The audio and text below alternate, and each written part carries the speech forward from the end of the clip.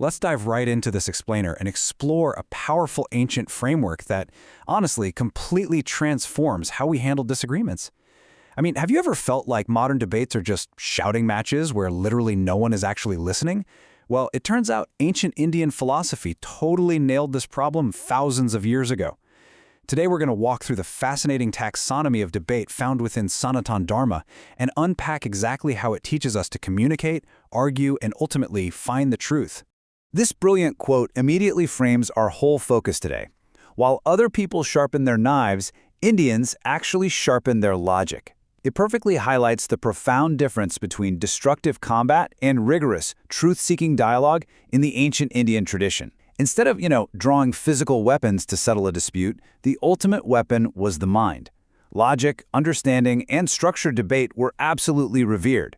We're going to look at exactly how they structured that logic, and honestly, you might be surprised by just how incredibly relevant these ancient rules are to our modern lives. All right, Section 1. 3 Forms of Debate. How Sanatan Dharma categorizes discourse. According to the source texts, any argument or debate you ever engage in essentially falls into one of 3 very specific categories: Vitanda, Jalpa, and Vada. We're going to break down these 3 forms sequentially, basically scaling from the most toxic, closed-minded way of arguing all the way up to the most enlightened method of discourse. Understanding these 3 categories really helps you analyze not just historical texts, but, let's be real, pretty much every argument you see on the news or social media today. Moving to Section 2, Vitanda, destructive criticism. So, Vitanda is a fascinating yet incredibly toxic debate style fueled almost entirely by negativity. In Vitanda, the person arguing has absolutely zero intention of sharing their own beliefs or establishing any kind of truth. Their sole purpose? To criticize, negate, and just completely demolish their opponent's ideology. The source points out that this methodology is heavily rooted in hate and destruction. The goal isn't to build anything up, it's literally just to tear the other person down and subdue them. It's basically debate as pure demolition. What's super interesting here is that even renowned ancient scholars, guys like Nagarjuna and Sriharsa, were actually famous for occasionally using this highly critical tear-it-down methodology. It wasn't just random, chaotic arguing. It was a recognized, albeit pretty harsh, scholarly tactic used to completely dismantle another philosopher's position without ever having to offer an alternative of their own. Next up, Section 3, Jalpa, unyielding ideology. As we move up the taxonomy, we arrive at this second form, which is a bit less about destroying others and entirely about stubborn self-righteousness. Jalpa is a completely closed-minded debate where you enter the conversation already believing, without a doubt, that your truth is the absolute best and only truth. The participant completely refuses to concede any ground, listen to alternatives, or collaborate in any way. You aren't just trying to tear the other person down like in Vitanda, but you are aggressively trying to force your predefined ideology onto them. Our source brilliantly illustrates this concept by anchoring it to a famous figure from the Mahabharata, Duryodhana. He's used as the ultimate archetype of Jalpa. During that epic conflict, Duryodhana famously and stubbornly refused to share anything. I mean, he wouldn't even concede 5 small villages to avoid a massive, devastating war. His stance was basically, everything belongs to me, only what I say is the truth, and I will not give you anything. That complete and utter lack of compromise, that perfectly encapsulates the Jalpa mindset. Which brings us to Section 4, Vada, the path to truth. Now, what's incredible about Vada is that it isn't just some vague, feel-good attitude.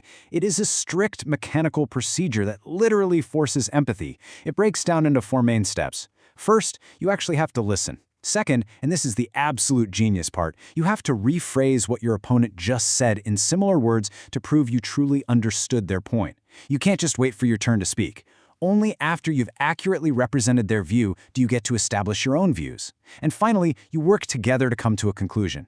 This is the ultimate constructive form of debate that seeks real mutual understanding rather than just a shallow victory. Contrasting these 2 approaches really highlights the stark difference in intent.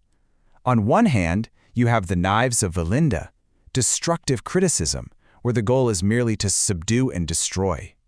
On the other hand, you have the sharp logic of Vada, where the goal is to listen, deeply understand, and collaboratively establish the truth.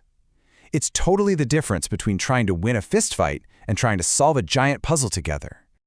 And this truth-seeking methodology wasn't just some theoretical concept. It was the go-to tool for legendary historical figures. Swami Vivekananda utilized Vada to establish truth through deep discourse. Adi Shankara famously used this exact method in his profound debates with Mandan Mishra and later with Mandan Mishra's wife, Mahabharati. Furthermore, our source emphasizes that this constructive form of debate deeply influenced the philosophical development of major traditions across India, serving as the core form of discourse in Jainism, Buddhism, and Sikhism. Section 5. The Divine Choice. Why Krishna Chose Vada. Take a moment to just absorb this incredible quote from the Bhagavad Gita.